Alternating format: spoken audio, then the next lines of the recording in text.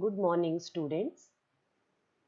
We have done in the last video about how France became the constitutional monarch. We have seen how National Assembly framed the constitution and transferred, or there was a transformation in the country. Earlier, there was absolute monarchy, which later became constitutional monarchy. So a new constitution was framed. So today in this video, you are going to study about the framing up of the or drafting of the constitution and what norms were included in the constitution, then how France abolished monarchy and had become a republic country. And you're going to also learn about Jacobins Club and then proceeding to 3.1, the Reign of Terror. So let's start with this part. France became a constitutional monarchy. Drafting of the French Constitution got completed in 1791. The National Assembly completed the draft of the Constitution in 1791. We have seen that National Assembly, they declared themselves as independent and framed the constitution for France. Its main object was to limit the powers of the monarch, and these powers, instead of being concentrated in the hands of one person, were now separated and assigned to different institutions: legislature, the executive, and the judiciary. That means the most important clause in the French Constitution was to limit the powers of the king, and the king now will not have all the powers in his hand. He has to obey the Constitution. He has to work along with the three institutions of the government, that is, the legislature, the executive, and the judiciary. This made France a constitutional monarchy. You can see the political system of France under the Constitution 1791. How was the political constitution set up? It is given over here. You can see, as we have named the three organs or institutions of the government: judiciary, executive, and legislature. Under the executive, we have king and ministers. But king and the ministers, they do not have unlimited powers. Rather, the king has to rule according to the legislature. So, under the legislature, we have National Assembly. That is, like in India, we have the parliament. In the same way, they had the National Assembly, where there were 745 members. And only, it is not again that all the people in France could vote. There were certain norms or certain restrictions upon that voting also. So there were 50,000 men who could participate in the electoral process. And this National Assembly also was controlled. It also controlled the ministers. Those who were elected, they were responsible for the country's people, and they were answerable in the National Assembly. And the whole country's population was divided into two categories. They were called as active citizens and passive citizens. Now, what do you mean by active citizens? They are the one who are entitled to vote. They can vote. About 4 million of a population of 28 million. So out of 28 million, 4 million people were called as active citizens and they had the right to vote. Further, we'll do in the next slide why they were given this power or right to vote. Passive citizens, they were not having right to vote. Among them, there were about 3 million men also. We have some women also, children also, and youth also below 25 years. So, in the next slide, we will see that who are these active and passive people. So, features of the Constitution 1791, which was drafted by National Assembly. This constitution gave the power to make laws to the National Assembly, which was indirectly elected. The citizens voted for a group of electors who in turn chose the assembly. So how was the members were elected to the National Assembly? The people voted a group of people, and those people, they became the members of the assembly. Not all the citizens had the right to vote. That is the next clause in the Constitution. Only men above the age of 25 years who paid taxes to at least 3 days of a laborer's wage could vote. Those who could vote were given the status of active citizens. So who could vote? Only men, those who are above 25 years and those who were the highest taxpayers in a way. Okay, the highest taxpayers, they were eligible to vote and they were called as active citizens. Active because they were active in participating in the electoral process. The remaining men and women who were not entitled to vote were called as passive citizens. To qualify as an elector and then as a member of the assembly, a man had to belong to the highest bracket of taxpayers. That means if you have to vote, then you should be a highest taxpayer. And also, if you wish to contest the election or to become the member of the assembly, then also you should be a highest payer of the tax. That means in a way, wealthy people, only those who are paying the taxes, the higher taxes, only they were having the right to vote. That is one more important feature of this constitution. Next, the constitution began with the Declaration of the Rights of Man and Citizen, where rights such as the right to life, freedom of expression and speech, freedom of opinion, and equality before laws were established as natural and inalienable rights. They belonged to each human being by birth and could not be taken away.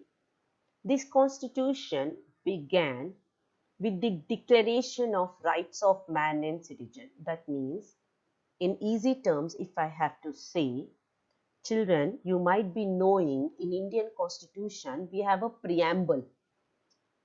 You know what is preamble? It is the introductory chapter of the Constitution.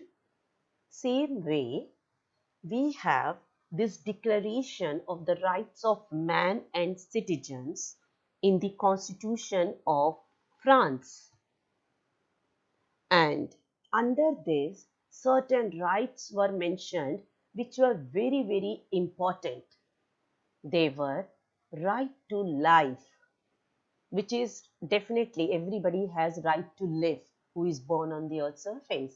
Freedom of expression and speech, which was not there earlier for the third estate, but now everybody had freedom to express and give their views. Freedom of opinion and equality before laws. Everybody was equal before the laws, whether they belonged to the first estate, second estate, or the third estate, and all these rights were inalienable. Inalienable means those rights which cannot be taken away by anyone, which cannot be taken away by anyone. He may be a king or whosoever it is. Nobody can take away those rights. Those rights are called as inalienable rights.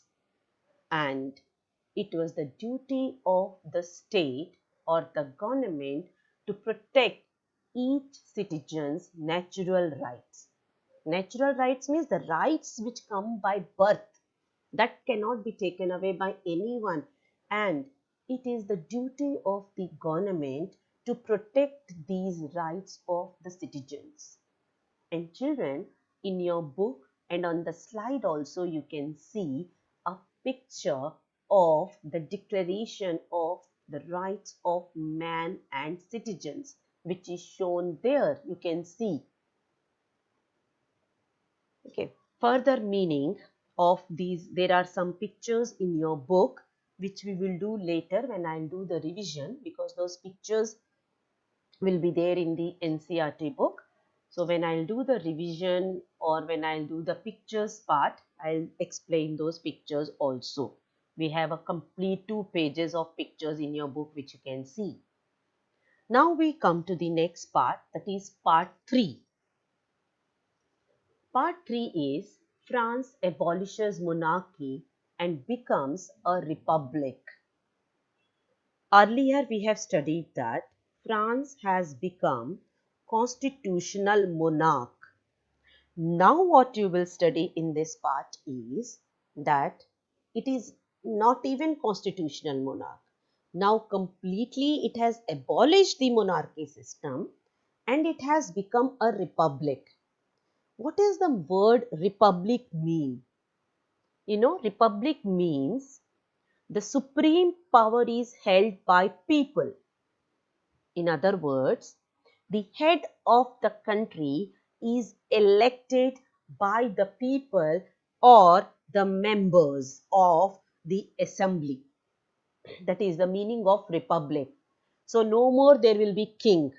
Whosoever will be the head of the country, that head will be elected either directly by the people or indirectly by the people. That is the republic. So how it has turned into republic? So let us see this. As you saw in the previous slide, the game is not over. This is what happened next. That means the constitution is framed, but doesn't mean that the story is over. Although King Louis XVI signed the constitution, he entered into a secret negotiation with the King of Prussia. Children, here you are going to study about a U-turn, which you call it as. Earlier we studied that King agreed, that is the Louis XVI, the king at that time in France, he agreed for the constitutional monarchy. He said that, that means he agreed that, or he said that now onwards he will be ruling the country as per the constitution. But you know what he did? He betrayed his own country. You know what is the meaning of betraying? In Hindi we say it as dhoka. So he has given that, he has betrayed his own country. How did he do this? He entered very secretly into an agreement with King of Prussia. It is not Russia, children, it is Prussia. Again, one of the European country. Because all the European countries were worried. They were worried that all the neighboring countries of France, they were worried that in France there was such a tremendous revolt was taking place, which we have done. And if this revolt spreads in the other European countries, then even in other European countries, the monarch has to step down. So they were worried. So taking this advantage, Louis XVI, he entered into secret agreement with the King of Prussia. Now what is the secret agreement? That Prussia's military will help Louis XVI to regain his power in France. Again, I am repeating, what is the agreement? Agreement is that King of Prussia promised Louis XVI that he will give his military support to Louis XVI to regain his power in France. This is the agreement he made with the other country's king. Rulers of neighboring countries too get tensed, seeing the condition of France since the summer of 1789 and sent troops to make reforms. As I told you, the neighboring countries of France were also worried with this revolt because in those countries also there was feudal system and the rich never wanted to give up those feudal systems.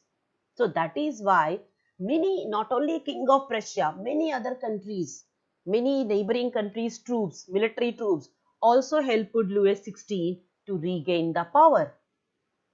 But before this could happen, the National Assembly voted in 1792 to declare war against Prussia and Austria. Now, what happened? When the king entered into the agreement, the third estate or the National Assembly, they came to know about the secret agreement. The moment they came to know about the secret agreement, what did they do? They immediately declared war against Prussia and Austria. Again, Austria is one of the neighboring countries of France, which is in Europe. Austria. It is not Australia, it is Austria. So, National Assembly, they declared war against these two countries. The citizens of France saw this war as the war of the people. Now, what is the war? War is against whom? Children, you have to understand this very clearly. The war is between two groups. On one side, there were the people of the France, now common people of the France, who were called themselves as National Assembly. And on the other side, there was the King Louis XVI, all the aristocrats. Aristocrats means all the rich people, that is the clergies, nobles, and the military of Prussia and military of Austria. This was the war. Now you can think common people against so many people. On one side there were just common people and the other side they were so powerful people. Can you imagine who won the war? You may think Louis XVI or the King of Prussia or Austria had won the war. No, children. It is the common people who had won the war. So we are going to come across a very interesting part over here. These common people or the National Assembly, when they used to go for the war, they used to sing patriotic song. And the name of the song is Marseillaise. Children, the spelling is different and the pronunciation is different. In French language, it is pronounced as Marseillaise. And this was composed by a poet called as Roch de Lasalle. Roch de Lasalle.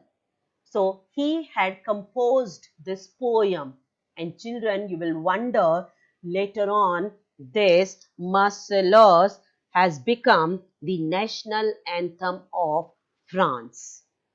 It has become the national anthem of France. So I'm reading this quickly. Among the patriotic songs they sang was the Marseillaise composed by Roget de Lasalle.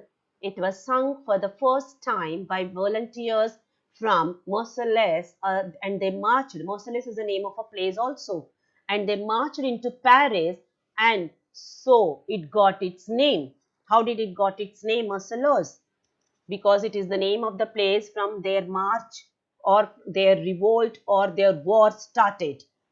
And it is now the national anthem of France. The Revolutionary Wars brought huge losses and economic difficulties to the people. We know this that whenever there is a war, there is always economic losses. So there was so much of losses brought to the country while the men were away because every common man was in the war. They were taken to the war to fight the war because there was no other people. It was the common man who was fighting the war. And the women were earning living and looking after their family because in no family they were men. All men were in the war. So it was the women who were earning, working in the industries, working in the factories, working in the fields, and looking after their families. A large section of the population was ready to continue this revolution as the Constitution 1791 gave political rights only to the richer sections of the society. It's not the war only against these Prussia or Australia. Many people were also against the right to vote given only to the richer sections of the society. Now, this led to formation of Jacobins Club and the Convention. Jacobin is a name of a person, a common man who formed certain political clubs where the people used to meet, they used to have a drink, and then they used to discuss about the politics and the government policies. So let's do this, and it is also a very interesting part, children. Political clubs had now begun to discuss government policies and plan their own course of actions. The war ended when the common people had won the war, but the system we have seen only the rich could vote. So that is why there were many political clubs were formed and people started discussing the policies made by the government. The most successful of these clubs was the Jacobins Club, which got its name from the former convent of Saint Jacob in Paris. So the name of Jacobins, it has come from the one of the convent of Saint Jacob in Paris. Women too started forming their own clubs. Not only men, it was the women also who started making the clubs. But among all the clubs made by the men, it was the Jacobins Club which became very famous and very popular. The members of the Jacobins were mainly less prosperous sections of the society. Who were the members of this club? These club members were generally the people, those who were not given the right to vote and also who belonged to the lower sections of the society, who included shopkeepers, artisans, servants, and daily wage workers. And do you know another leader? He is very famous again in in France and French Revolution. His name is Maximilien Robespierre. Maximilien Robespierre. That is the name of or the leader of this Jacobins club, as well as the leader of these common, less prosperous sections of the society. Children, I think you are following this part. So what we have done till now is that how King Louis XVI entered into a secret agreement with with countries of Prussia and Austria, which are the neighboring countries of France, which are in Europe. And the moment he entered into agreement, the common people came to know about this, and uh, they declared themselves a war against the Prussia and Austria, and they sang the songs like Marseillaise, which became the national anthem of France. And finally, the war was won by these common people, but they were not given still any rights in the country. So, several clubs were formed by common people, and among them it was the Jacobins Club, which became famous and the leader was Maximilian Robespierre. Now let's do about this person and how did he rule the country. A large group among the Jacobins decided a uniform dress code to set themselves apart from the fashionable sections of the society. So there was a dress code made for the members of the Jacobins club so that they can make a distinction between that who is a Jacobins member and who is not a Jacobins member. So they were given a special dress to wear. Now what was that special dress? It was a way of proclaiming the end of the power of the aristocracy. You know, children, aristocracy or aristocrats means the people who are rich. You know, the rich people in European countries, they are called as aristocrats. So there was a rule of aristocrats, rule of rich people. So this dress was a code given to end the power of these aristocrats. And these people who were the members of this Jacobins club, they were called as Sansculotte. They were called as Sansculotte. Maybe the spelling is written and there is a hyphen, but that is spelled or pronounced together. Sansculotte. That literally means those without knee breeches. Those without knee, K-N-E-E, knee, breeches, B-R-E-E-C-H-E-S. Now what does that mean? Without knee breeches means it is a short trouser which the men used to wear. Those who were the members of this Jacobins club, they used to wear a short trouser, and that short trouser was fastened below the knee. Below the knee, they used to tie it. There used to be a elastic or a knot. So with that they used to tie it. So that kind of dress which those used to wear, that is why it was called as Sansculotte. That's the meaning of the knee breeches. In addition, they also wore a red cap. It is not these members, they used to wear a red cap also. What does it symbolize? That red cap symbolized liberty. You know, children, what is the meaning of liberty? Liberty means freedom. Liberty means freedom. But again, there is a restriction. Women were not allowed to do so. Women were not the members of this Jacobins club. In summer of 1792, Jacobins planned an insurrection, that is, an open revolt. Now, since the Jacobins Club, not only in Paris, everywhere Jacobins Club, it had spread like the fire spreads in a forest. And people planned to revolt again against a constituted government. Now the children, it is you have to understand that now the revolt is not against the Louis XVI.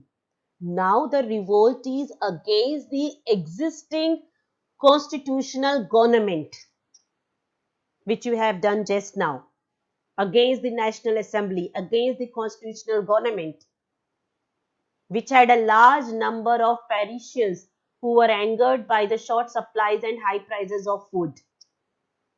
Now these people, they were very much angry because there were short supplies and high prices of food, and the revolt took place against these people.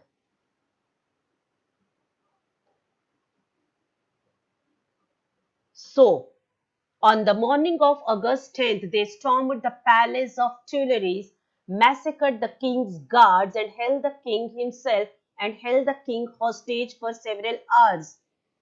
So this revolt again, they have attacked upon the palace and they massacred the king's guards, and king was also arrested and he was kept for several hours under their hostage. Later the assembly voted to imprison the entire royal family, whole family. they arrested and the elections were held, and from now all the men above the age of 21 had the right to vote regardless of the wealth. Now the things have changed. Earlier only men above 25 years could vote, those who had wealth and paying the taxes, but now the whole royal family was arrested and the laws were changed that now the people above the age of 21 could vote, and regardless of the wealth, whosoever it is, everybody could vote, and the new assembly was called as the convention. Children, in this video, that's all for today, and I'll continue from here that what did the convention do? Because the convention is the newly elected assembly, which was called as the convention. That's all, children, in this video. We'll continue in the next part.